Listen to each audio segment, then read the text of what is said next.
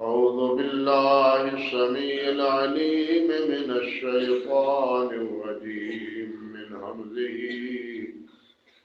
ونفخه ونفثه بسم الله الرحمن الرحيم ولقد أرسلنا موسى بآياتنا وسلطان مبين إلى فرعون وهامان وقارون فقالوا ساحر كذاب سبحان ربك رب العزة عما يصفون وسلام على المرسلين والحمد لله رب العالمين. محترم معزز سامعین کرام، عزت مآب میری بہنوں اور بیٹیوں، انہی آیات مبارکہ کے تناظر میں پہلے دو خطبات میں کچھ باتیں آپ کے گوش گزار کر چکا ہوں کہ یہاں اللہ سبحانہ و تعالی نے موسیٰ علیہ السلام کو دو چیزیں عطا کرنے کا تذکرہ فرمایا ہے۔ ایک آیات، جس سے مراد وہ نشانیاں ہیں، وہ معجزات ہیں جو اللہ ذوالجلال والاکرام نے موسیٰ علیہ السلام کو دیے تھے، جن کی تعداد 9 سورۃ بنی اسرائیل میں اور شعراء میں اللہ سبحانہ و تعالی نے فرمائی کہ 9 آیات ہم نے موسیٰ علیہ السلام کو دی، 9 معجزات۔ اور دوسری چیز وہ سلطان مبین، کھلی دلیل۔ میں ذکر کر چکا ہوں کہ اس کھلی دلیل سے مراد وہ کلام ہے جو حضرت موسیٰ علیہ السلام نے فرعون کے سامنے اللہ وحدہ لا شریک کی وحدانیت کے بارے میں ذکر فرمایا۔ سلطان کے معنی واضح دلیل اور واضح برہان کے، اور سلطان کے معنی غلبہ کے بھی آتے ہیں۔ اسی لیے حکمران کو سلطان کہا جاتا ہے کہ وہ اپنی رعایا پر غالب ہوتا ہے، اور سلطان کے معنی دلیل کے طور پر بھی آتے ہیں۔ دلیل اور برہان کے معنی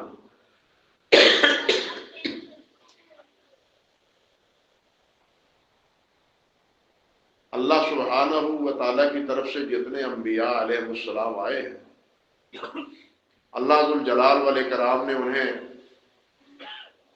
آیات بھی دی ہیں اور واضح براہین بھی عطا فرمائے۔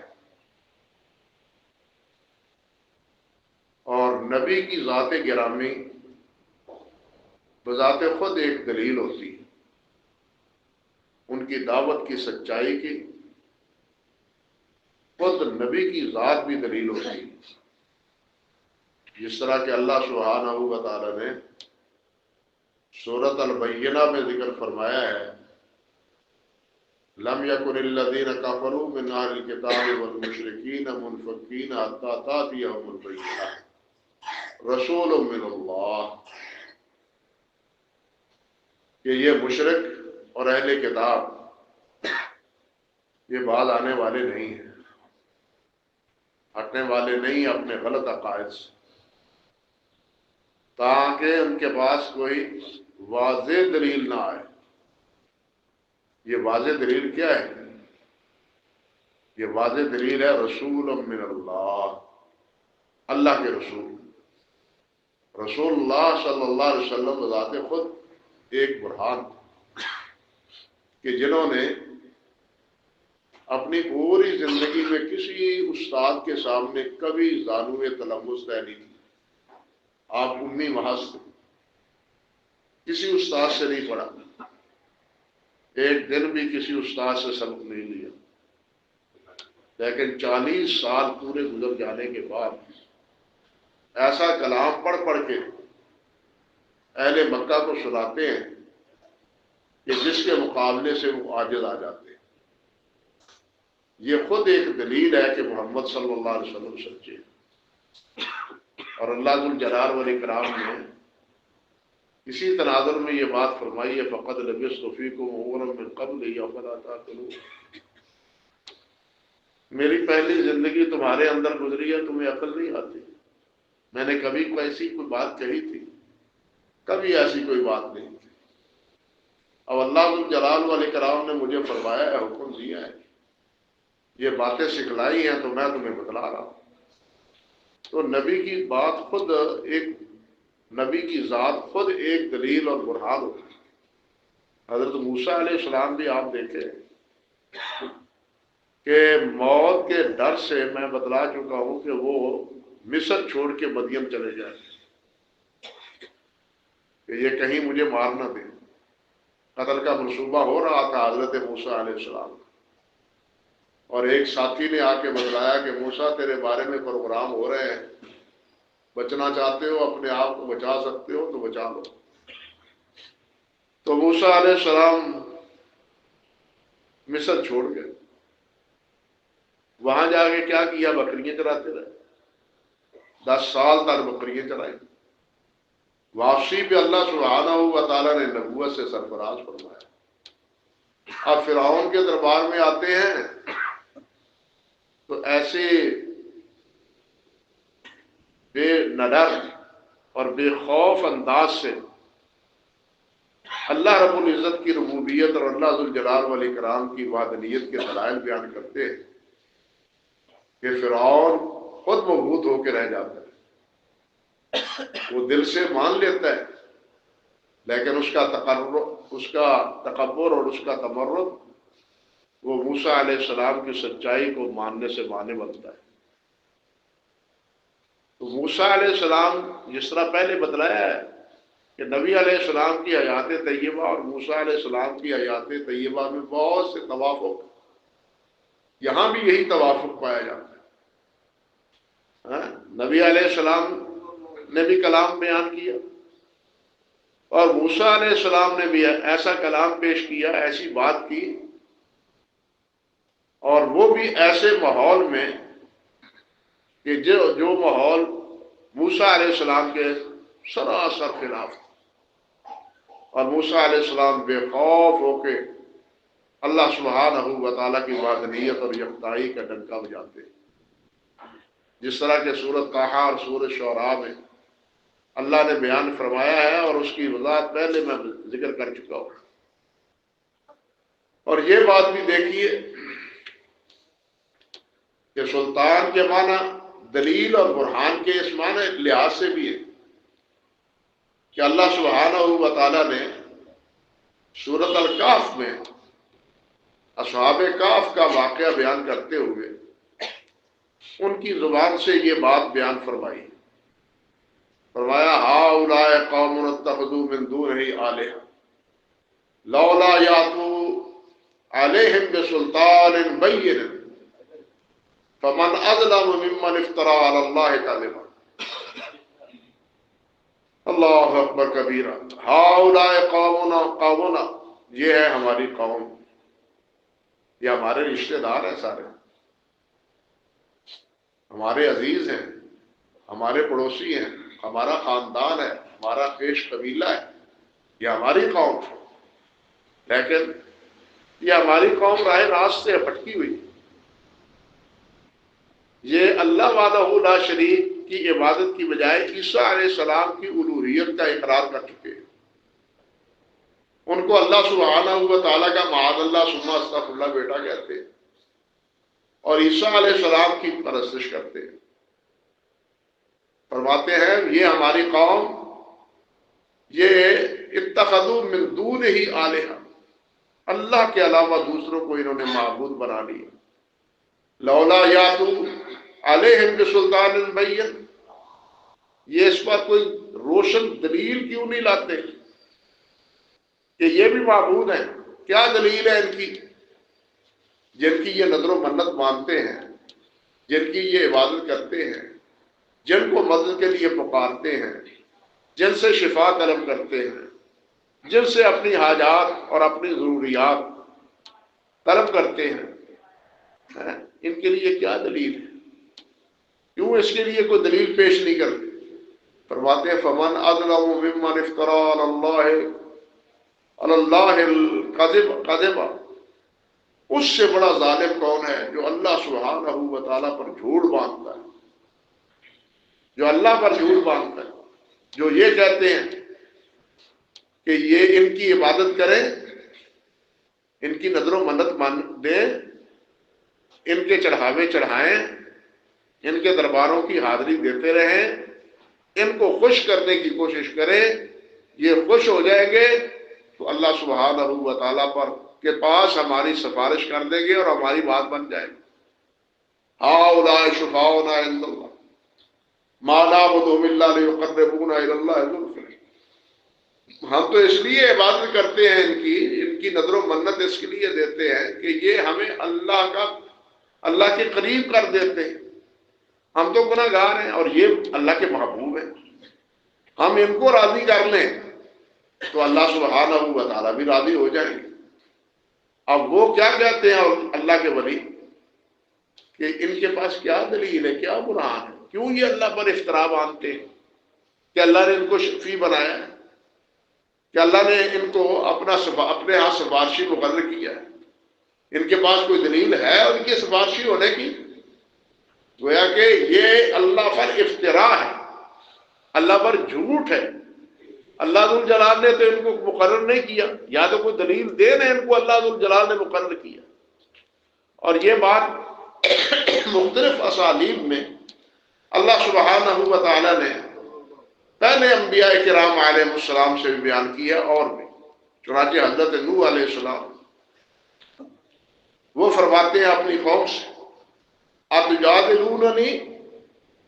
اتجادلونی فی اسماء سمیتموها انتم وآباؤکم ما انزل اللہ بہا من سلطان،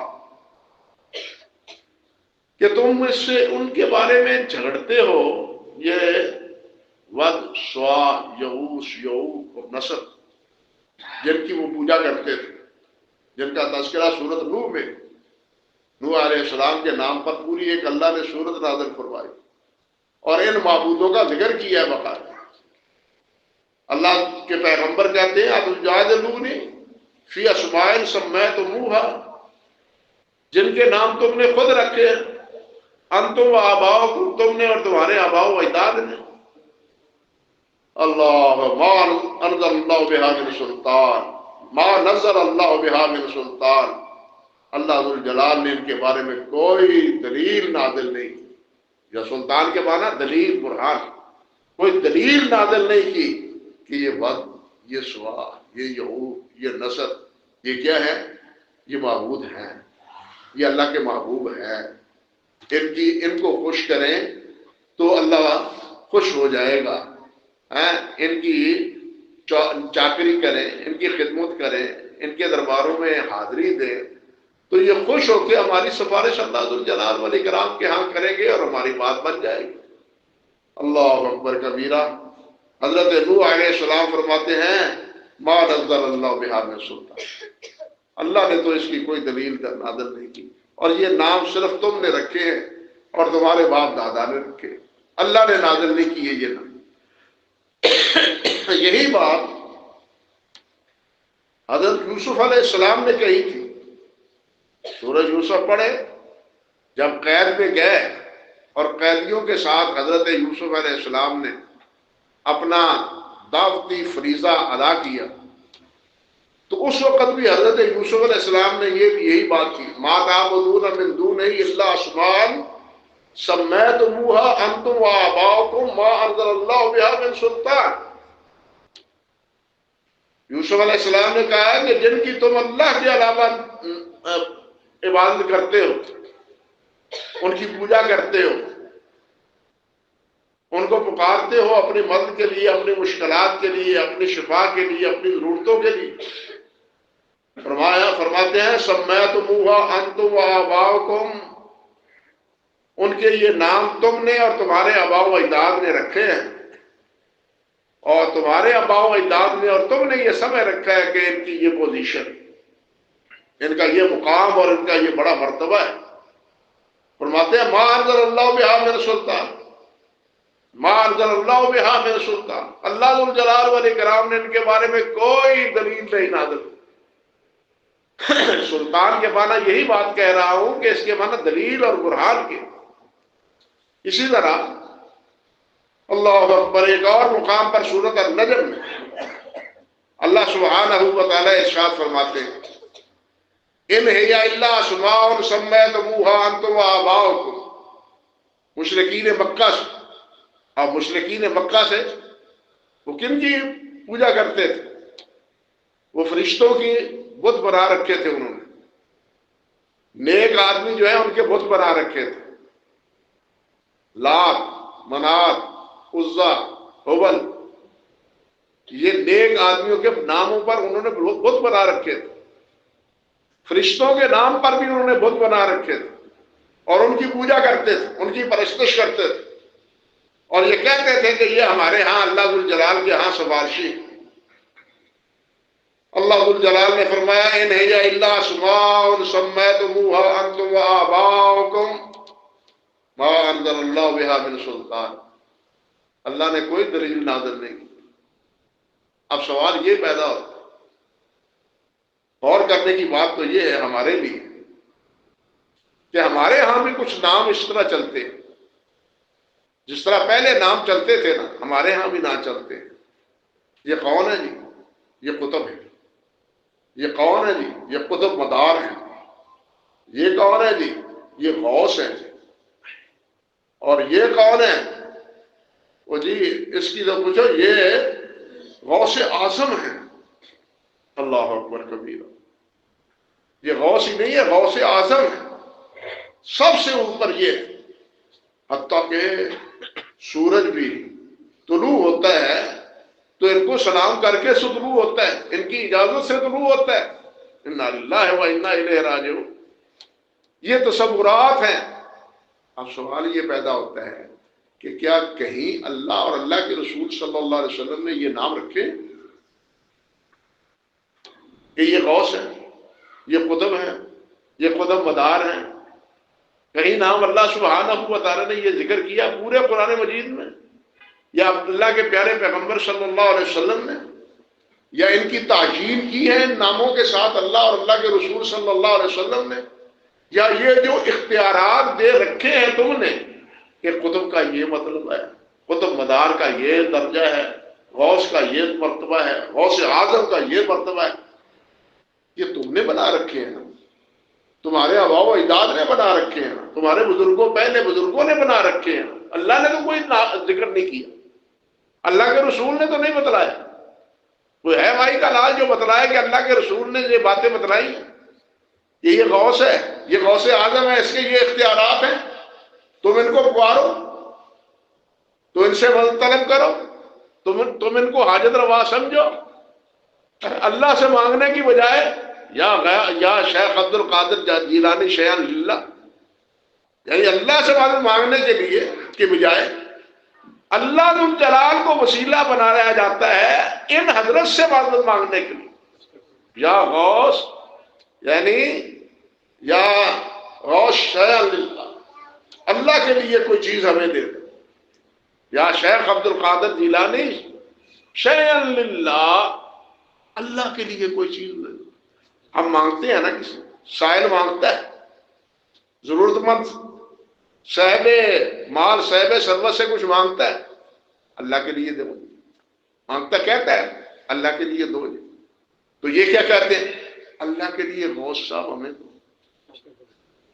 اللہ کے لیے حضرت صاحب ہمیں دو۔ اب سوال تو یہ ہے کہ یہ اجازت نامہ اللہ اور اللہ کے رسول سے ہے اگر نوح علیہ السلام کی قوم کے پاس یہ اجازت نامہ نہیں ہے، یوسف علیہ السلام کی قوم کے پاس یہ اجازت نامہ نہیں ہے، نبی علیہ السلام کے مخاطبین کے پاس بھی یہ اجازت نامہ نہیں ہے، تو نبی علیہ السلام کے بعد اجازت نامہ کہاں سے نازل ہو گیا؟ وہی تو بند ہو چکی، اللہ کی طرف سے وحی کا سلسلہ تو منقطع ہو چکا۔ اب کون ہے بتلانے والا کہ جناب اس کے یہ اختیارات ہیں؟ کس نے بتلایا ہے؟ انا للہ و انا الیہ راجعون، لیکن کوئی بات سمجھ والے نہیں، اللہ ہی سمجھ دے۔ بارہ رض کرنے کا مقصد یہ تھا کہ سلطان کے معنی دلیل اور برہان کے بھی، اللہ اکبر کبیر۔ اور اسی مفہوم میں ایک اور جگہ پر سورۃ احقاف میں اللہ ذو الجلال فرماتے ہیں قل ارأیتم ما تدعون من دون اللہ ارونی ماذا خلقوا من الارض، جن کو تم اللہ کے علاوہ پکارتے ہو کوئی بھی ہو، یہاں یہ نہیں سمجھنا چاہیے کہ ماں سے مراد غیر ذوی العقول ہے، بلکہ اس سے مراد وہ سب شامل ہے جن کی عبادت کی جاتی ہے، جس طرح سورۃ کافرون میں قل یا ایھا الکافرون لا اعبد ما تعبدون۔ اب یہاں بھی ماں سے مراد غیر ذوی العقول نہیں ہے، اس سے جو بھی ماں عموم کے لیے جن کی بھی پرستش کی جاتی ہے، وہ فرشتے ہوں، نبی ہوں، ولی ہوں، بت کوئی بھی ہو، یا درخت ہو یا جانور ہو۔ آخر درختوں اور جانوروں کی بھی پوجا ہوتی ہے نا، جانوروں کی بھی، بلکہ رینگنے والے درندوں کی بھی پوجا ہوتی ہے، معاذ اللہ ثم استغفر۔ گاؤں کی بھی پرستش ہوتی ہے آپ کے پڑوس میں، تو یہ سب کیا ہے؟ غیر ذوی العقول ہے۔ فرشتے بھی تو ہے نا اللہ ذو الجلال والاکرام، ان کی بھی پرستش ہوتی، اور قیامت کے دن اللہ ذو الجلال فرشتوں سے پوچھے گا کہ یہ تمہاری عبادت کرتے تھے؟ فرشتے کہیں گے کہ یا اللہ یہ ہماری عبادت نہیں کرتے تھے بلکہ شیطانوں کی عبادت کرتے تھے۔ فرشتے انکار کرتے ہیں۔ اللہ اکبر۔ تو اللہ فرماتے ہیں قل، اے میرے نبی صلی اللہ علیہ وسلم فرما دیں ارأیتم ما تدعون من دون اللہ ارونی ماذا خلقوا من الارض، مجھے دکھاؤ زمین کا کون سا ٹکڑا، کون سا حصہ انہوں نے بنایا ہے۔ ام لہم شرک فی السماوات، یا کون سی شراکت داری ہے آسمان کے بنانے میں ان کی؟ آسمان کا کوئی حصہ انہوں نے بنایا ہے یا زمین کا کوئی ٹکڑا انہوں نے بنایا ہے؟ ایتونی بکتاب من قبل ھذا واثارۃ من علم ان کنتم صادقین۔ فرمایا کہ کسی کتاب میں، پہلی کتابوں کو تو تم مانتے ہو کہ موسیٰ علیہ السلام پر اللہ کی کتاب آئی، پہلی کتابوں میں سے کوئی کتاب ہے یا کوئی علم کی بات ہے تو بتلاؤ مجھے کہ کیا چیز انہوں نے پیدا کی ہے، زمین کا کوئی ٹکڑا بنایا ہے، آسمان کا کوئی حصہ بنایا ہے، تو بتلاؤ۔ تو یہ ہے بطور دلیل کے۔ اللہ اکبر کبیرہ، اللہ اکبر کبیرہ۔ یہاں دیکھیے کہ دلیل اور برہان، معجزات بھی دلائل، یعنی کہنا چاہیے کہ معجزات بھی بذات خود دلیل ہیں، جن کی نظیر پیش کرنے سے مد مقابل عاجز آ جاتے ہیں، ان کا مقابلہ نہیں کر سکتے۔ جتنے بھی معجزات حضرات انبیاء کرام علیہ السلام کو اللہ ذو الجلال نے عطا فرمائے، حضرت موسیٰ علیہ السلام ہی کی بات دیکھ لیجیے۔ موسیٰ علیہ السلام کو جب اللہ ذو الجلال والاکرام نے نبوت سے سرفراز فرمایا تو موسیٰ علیہ السلام نے عذر کیا کہ یا اللہ فرعون بڑا سخت گیر، ایسا نہ ہو کہ وہ مجھے تحقیق کر دے، میں تو پہلے ہی اس کے اس اقدام کے خوف سے مصر چھوڑ کے بھاگا تھا، اب میں اس کی الوہیت کو چیلنج کروں، اس کی ربوبیت کو جو کہتا تھا انا ربکم الاعلی، اس کو چیلنج کروں تو پھر میرا کیا حشر کرے گا؟ اللہ ذو الجلال والاکرام نے فرمایا سنشد عضدک باخیک۔ پہلی بات تو یہ ہے کہ آپ اکیلے نہیں ہیں، ہم تمہارا بھائی تمہارے ساتھ تمہارا معاون بنا دیتے ہیں.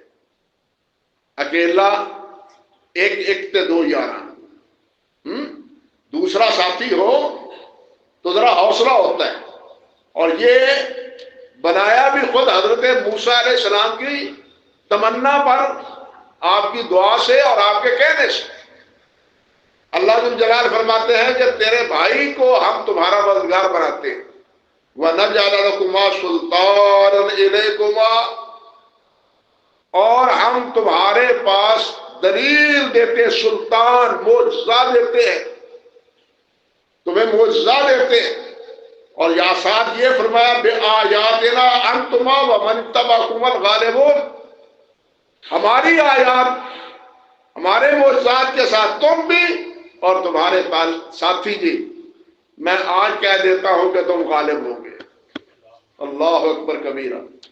یعنی جب نبوت دی جا رہی ہے، اتنی تسلی واضح الفاظ میں اللہ سبحانہ و تعالیٰ نے حضرت موسیٰ علیہ السلام کو دے دی. تبھی تو جا کے حضرت موسیٰ علیہ السلام اتنی دلیری سے بطور چیلنج کہہ رہے ہیں کہ تو رب نہیں ہے، رب وہ ہے جس نے زمین و آسمان کو پیدا کیا. اللہ اکبر کبیر. تمہارا کہنے کا مقصد یہ تھا کہ سلطان مبین سے مراد دلیل بھی ہے، سلطان مبین سے مراد معجزہ بھی ہے. لیکن یہاں چونکہ آیات اور سلطان مبین دونوں کا اکٹھا ذکر آیا ہے، اس لیے یہاں آیات سے مراد معجزات ہے اور سلطان سے مراد وہ برہان ہے، وہ دلائل ہیں جو اللہ وحدہ لا شریک کی ربوبیت اور اللہ وحدہ لا شریک کی الوہیت پر فرعون کے دربار میں حضرت موسیٰ علیہ السلام نے دیے تھے. اللہ اکبر کبیرہ. رہا فرعون، تو فرعون یہ مصر کے بادشاہوں کا لقب تھا، نام نہیں تھا. مصر کے جتنے بھی بادشاہ ہوئے ہیں ان کا لقب فرعون تھا. جس طرح ایران کے بادشاہوں کا لقب تھا، یا قیصر روم کے بادشاہوں کا لقب تھا، یا نجاشی یہ حبشہ کے بادشاہوں کا لقب تھا. یہ نام نہیں ہے، یہ ان کے لقب ہے. اسی طرح فرعون بھی مصر کے بادشاہوں کا ایک لقب رہا ہے. اور یہ جو فرعون تھا، فرعون مصر، جس سے موسیٰ علیہ السلام کو واسطہ پڑا، یہ کہتے ہیں اور مورخین بتلاتے ہیں کہ یہ فرعون رعمیسیس دوم اس کا نام تھا.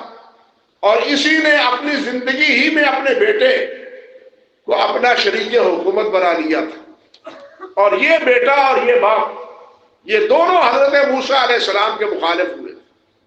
اللہ اکبر. اور یہ دونوں حضرت یوسف علیہ السلام کے 400 سال سے زائد عرصہ پہلے، حضرت یوسف علیہ السلام سے پہلے، یوسف علیہ السلام ان سے پہلے ہوئے ہیں موسیٰ علیہ السلام سے، یا فرعون یوسف موسیٰ سے پہلے. یعنی اس موسیٰ علیہ السلام کے جو فرعون تھے ان سے پہلے جن کا سابقہ تھا حضرت یوسف علیہ السلام سے، وہ موسیٰ علیہ السلام کے فرعون سے 400 سال پہلے کا تھا. یوں سمجھیے. اللہ اکبر کبیرہ. اور اس فرعون کا ذکر قرآن مجید میں اللہ سبحانہ و تعالیٰ نے 70 بار کیا ہے، 70 دفعہ اس کا تذکرہ ہے. رہا حامان، تو یہ اس کا وزیر تھا، یہ اس کا وزیر مشیر تھا. اور اسی کو اس نے کہا تھا کہ حامان ایک سر بلند ہو، اونچا ایک عمارت بناؤ، مینارہ بناؤ، تاکہ میں اوپر چڑھ کے موسیٰ کے رب کو دیکھوں. اللہ اکبر کبیرہ. تو یہ حامان نے یہ بلند ترین عمارت بنائی تھی. اور یہ حامان کا نام بھی قرآن مجید میں 6 مرتبہ آیا ہے. تیسرا ذکر یہاں اللہ آپ کا بھلا کرے قارون کا ہے. یہ قارون بنی اسرائیل میں سے تھا، فرعون بنو عمالقہ میں سے تھا، فرعون بنو عمالقہ سے تھا، یہ اور خاندان ہے۔ اور یہ بنی اسرائیل، یہ موسیٰ علیہ السلام، عیسیٰ علیہ السلام، بلکہ حضرت یعقوب علیہ السلام کی نیچے ساری اولاد عیسیٰ علیہ السلام تک، یہ ساری کی ساری بنی اسرائیل کہلاتی ہے۔ یعقوب علیہ السلام کا دوسرا لقب اسرائیل تھا، انہی سے یہ بنی اسرائیل چلتے ہیں۔ اللہ اکبر کبیرہ۔ تو یہ حامان جو تھا، قارون جو تھا، یہ بھی موسیٰ علیہ السلام کا پیروکار نہیں تھا، لیکن موسیٰ علیہ السلام کی قوم بنی اسرائیل میں سے تھا۔ بلکہ بعض نے تو کہا ہے کہ یہ موسیٰ علیہ السلام کا چچیرا بھائی تھا۔ چنانچہ موسیٰ علیہ السلام کا نسب نامہ ہے موسیٰ بن عمران بن قحط اور حامان بن بشر بن قحط، وہ چچیرا بھائی تھا حضرت موسیٰ علیہ السلام کا، یہ ہے قارون۔ اور اس کا تذکرہ اللہ ذو الجلال نے سورۃ القصص کے آخر میں ذرا تفصیل سے ذکر کیا ہے۔ اللہ ذو الجلال نے فرمایا ہے یہاں، ان قارون کان من قوم موسیٰ فبغى علیہ، کہ قارون موسیٰ علیہ السلام کی قوم کی طرف سے تھا، بنی اسرائیل میں سے تھا، فبغى علیہم، جس نے ان پر بغاوت، یہ باغی ہو گیا اپنی قوم سے، اور فرعون کے ساتھ بنو عمالقہ کے ساتھ جا کے مل گیا۔ اللہ فرماتے ہیں وَآتَيْنَاهُ مِنَ الْكُنُوزِ مَا إِنَّ مَفَاتِحَهُ لَتَنُوءُ بِالْعُصْبَةِ الْأُولَىٰ۔ اللہ اکبر۔ ہم نے ان کو اتنا خزانہ دے رکھا تھا کہ اس کے خزانے کی چابیاں ایک جماعت اٹھاتی تھی، اس خزانے کی چابیاں، یہ عصبہ 10 سے لے کے 40 افراد پر اس کا اطلاق ہوتا تھا، اور کچھ نہیں تو کم سے کم 10 افراد اس کے خزانے کی چابیاں ہی اٹھاتے تھے۔ لفظ عصبہ اللہ نے استعمال فرمایا ہے، اور ائمہ لغت نے یہ بات کہی ہے کہ اس کا اطلاق 10 سے لے کے 40 تک ہوتا ہے، تو وہ کم سے کم 10 افراد یہ سمجھ لیں اس کے خزانے کی چابیاں ہی اٹھاتے تھے۔ اللہ اکبر کبیرہ۔ اذ قال له قومه لا تفرح ان اللہ لا يحب الفرحین، قوم نے کہا اتنا خوش نہ ہو، اللہ تعالیٰ خوش ہونے والوں کو پسند نہیں کرتے، یہ اکڑ خو تیری اور یہ چدراہٹ تیری، یہ تیرے لیے مناسب نہیں۔ لیکن یہاں ایک عبرت کی جائے، وقت تو نہیں ہے لیکن صرف ایک بات، اللہ فرماتے ہیں فخرج علی قومہ فی زینتہ قال الذین یریدون الحیاۃ الدنیا یا لیت لنا مثل ما اوتی قارون۔ یہ ایک دن عید کے دن جناب زیب و زینت سے ٹاٹ باٹ بنا ہوا سواری پہ بیٹھا ہوا نکلا، تو قال الذین یریدون الحیاۃ الدنیا، جن کی نظر صرف دنیا پر ہوتی ہے، وہ کہنے لگے یا لیت لنا مثل ما اوتی قارون، وہ کہنے لگے کاش ہمیں بھی وہ خزانہ ملے، وہ مال و دولت ملے جو قارون کو ملی۔ اللہ اکبر کبیر۔ وقال الذین اوتوا العلم ویلکم ثواب اللہ خیر لمن آمن وعمل صالحا، لیکن جو علم والے تھے، جو علم والے تھے، اب یہاں ایک بات سمجھیں، جو علم والے تھے انہوں نے کیا کہا؟ ویلکم ثواب اللہ خیر لمن آمن وعمل صالحا۔ او تم کیا کہہ رہے ہو؟ اللہ سے ڈرو، دنیا طلب کر رہے ہیں، اللہ کا اجر، اللہ کا بدلہ یہ دنیا کے مال و متاع سے کہیں بڑا ہے۔ یہ کس نے کہا؟ اہل علم نے، یعنی انہوں نے دنیا طلب نہیں کی، گویا دنیا کے طالب جو علم والے نہیں ہیں وہ دنیا، علم سے مراد علم دین ہے، علم وحی ہے، علم شریعت ہے، دوسرے علوم نہیں۔ جو علوم شریعت سے آگاہ ہیں وہ کہتے ہیں کہ دنیا نہیں، اللہ آخرت، ربنا آتنا فی الدنیا حسنہ وفی الآخرۃ حسنہ، وہ یہ کہتے ہیں۔ لیکن جو دنیا طلب ہے وہ یہی کہتے ہیں ربنا آتنا فی الدنیا حسنہ، وہ یہی کہتے ہیں کہ یا اللہ ہمیں دنیا عطا فرما۔ یہ فرق ہے۔ اور اگر یہ علم انسان کو دنیا کی بجائے آخرت کے ساتھ نہیں جوڑتا تو یہ علم اس کے لیے علم نافع نہیں ہے، تو یہ علم اس کے لیے علم نافع نہیں ہے۔ اگر وہ علم انسان کو حاصل ہو جاتا ہے اور پھر بھی وہ اپنی تمام تگ و دود وہ دنیا کمانے میں صرف کر دیتا ہے تو گویا اس نے علم پڑھا ہی نہیں ہے۔ شریعت کی نقطہ نگاہ میں وہ اس کے اللہ کے ہاں عالم ہے ہی نہیں۔ عالم وہ ہے انما یخشی اللہ من عبادہ العلماء، جو اللہ سے ڈرنے والے، جو قیامت سے ڈرنے والے، جو جنت کے طالب ہیں، جو آخرت کو بہتر بنانے والے ہیں، وہ ہے علم والے۔ باقی جو دنیا ہی دنیا جس کو اللہ نے دنیا کی زبائش اور آرائش کر فرمایا ہے، جو اس کے طرفدار ہیں وہ حقیقتاً علم وحی سے بے خبر ہے۔ آج جتنی چکا چوند روشنی یورپ کی ہمارے سامنے ہے، وہ حقیقتاً کس سے بے خبر ہے؟ علم وحی سے بے خبر ہے، علم وحی سے بے خبر ہے۔ اور ہمارے ہاں مسلمانوں میں بھی یہی کیفیت پائی جاتی ہے اس وقت۔ آپ عرب امارات میں نکل جائیں، وہاں بھی یہی کیفیت ہے۔ اب علم میں ان کے پاس ہے، اللہ نے نازل کیا ہے، لیکن اس سے مستفید نہیں ہے۔ جو مقصود ہے علم کا وہ حاصل انہیں نہیں ہے۔ اللہ ذوالجلال ہمیں وہ علم عطا فرمائے جو علم اللہ تعالیٰ نے اپنے انبیاء کرام علیہ السلام پر نازل کیا ہے، اور اس علم سے بارآور فرمائے جو اس علم کا اصل مقصود اور اس علم کا اصل مطلوب ہے۔ اقول قولی ھذا استغفر اللہ لی ولکم ولسائر المسلمین۔